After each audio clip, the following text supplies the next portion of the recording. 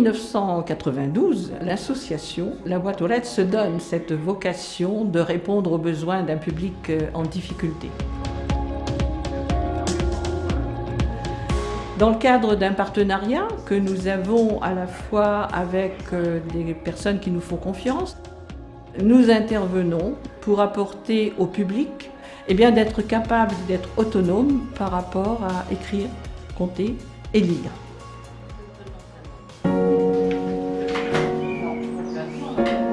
Le mardi, c'est bon, tu as juste le matin.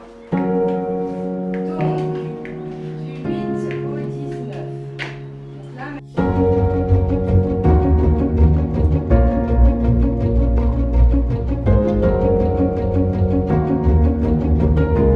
La boîte aux lettres a aujourd'hui 3 missions.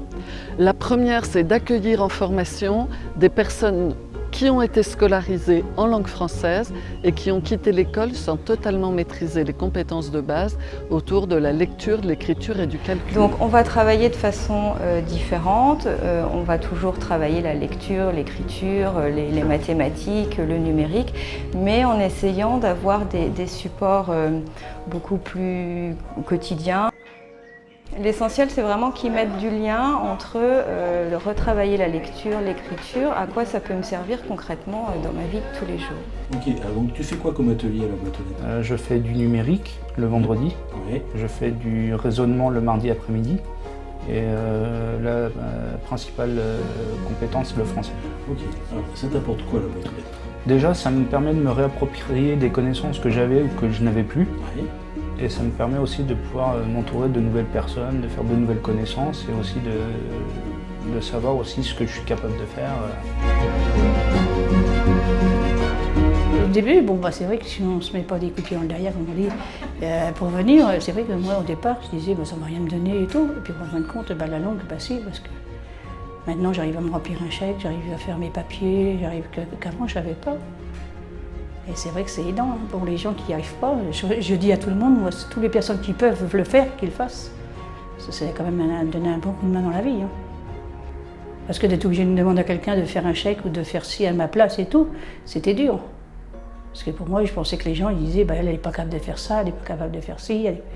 Que maintenant que je le fais moi-même, c'est quand même une fierté pour moi de le faire. Deuxième mission, l'apprentissage du français comme une langue étrangère pour des personnes qui vivent sur notre territoire et pour qui le français n'est pas la langue maternelle. C'est ce qu'on appelle le français langue étrangère. J'ai rencontré Djemil en septembre 2021. Il est passé à la boîte aux lettres pour demander une formation parce qu'il avait cette motivation d'améliorer son niveau de français et de trouver le travail le plus rapidement possible. À l'issue de sa formation à la boîte aux lettres, Djemil a intégré la formation de chauffeur de bus, ce qui correspondait à son projet professionnel et donc qu'il a réussi. Je m'appelle Djemil Yıldırım, j'ai 46 ans, je suis marié et j'ai 4 enfants. J'habite en France depuis 4 ans. J'étais professeur en Turquie. J'ai dû quitter mon pays à cause de politique. Après obtenir ma carte de séjour, je me suis inscrit boîte aux lettres pour améliorer mon niveau de langue française. J'ai trouvé un travail comme conducteur de bus. J'ai signé un contrat CDI temps plein avec Transdev. Troisième mission plus récente pour nous, l'accès au numérique pour tous. En dessous. Les signatures? Oui, c'est ça, le nom et le prénom. Notre action aujourd'hui se prolonge effectivement en intervenant pour permettre à chacun d'être à l'aise par rapport à l'utilisation du numérique. La boîte aux lettres, aujourd'hui, elle accueille autour de 300 personnes par an, vraiment sur des parcours de formation très différents en durée. Ça veut dire qu'on a quand même formé énormément de personnes. Il y a sur ce territoire de l'Orne, et particulièrement le territoire, de la communauté urbaine, des structures comme Agir la Redingote ou comme Âtre. Et là, nous apportons notre savoir pour que ces salariés soient à un moment donné capables d'intégrer le monde de l'emploi, mais sans difficulté. Donc Aurélie, je vais t'expliquer ce Nous sommes un atelier chantier d'insertion qui a pour activité de la blanchisserie. Il faut identifier le linge qui est amené donc des différents clients et partenaires de Âtre. Et pour ça, nous avons des feuilles de pointage où il est nécessaire d'écrire, de pouvoir lire la feuille en soi et de pouvoir également renseigner des quantités. Sylvie est là en tant que pilier. Elle va se rapprocher de moi lorsqu'on a de nouveaux salariés pour pouvoir me dire « Attention, là nous avons quelqu'un en difficulté ». À partir de ce moment-là, je contacte la boîte aux lettres. Via les formateurs, ils vont recenser les besoins de la personne et ils reviendront vers nous, ensuite, vers moi, pour mettre en place le plan de formation. L'EPID, c'est un organisme d'État qui, en fait, a pour objectif de permettre à des jeunes en grande difficulté, donc des jeunes de 17 à 25 ans. Le partenariat entre la boîte aux lettres et l'EPID est un partenariat qui, pour nous, est, je vais dire, quasiment vital, dans le sens où on a un public en difficulté qui a un niveau, je vais dire, scolaire, qui est très très bas. Le passage à la boîte aux lettres permet d'individualiser le parcours et permet à ces jeunes-là, en douceur, de rattraper le niveau qu'ils n'avaient pas à l'entrée à l'EPID. Il n'y a pas finalement que la remise à niveau scolaire, il y a aussi gagner son autonomie, être respectueux des usages et coutumes et aussi s'intégrer dans d'autres groupes. L'association La Boîte aux Lettres est habilitée évaluateur Cléa depuis 3 ans.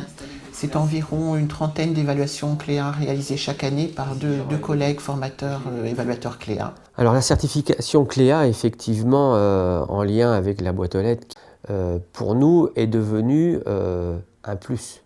Et Cléa vient à point pour justement valider des compétences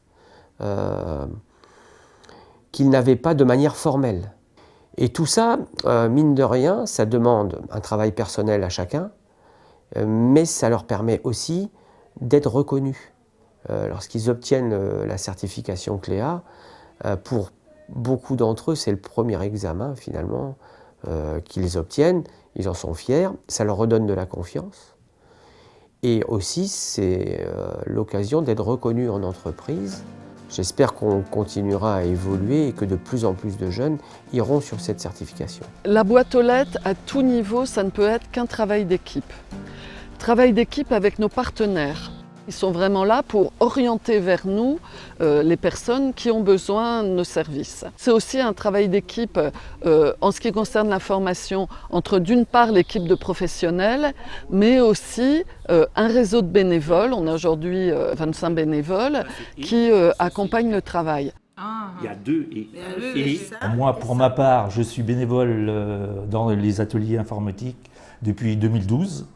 Donc j'interviens avec un formateur, donc je l'assiste et puis individuellement je vais vers les gens qui ont plus de difficultés. Ça me paraît important d'aider des gens quand on sait que le savoir c'est un passeport, c'est le passeport de la réussite.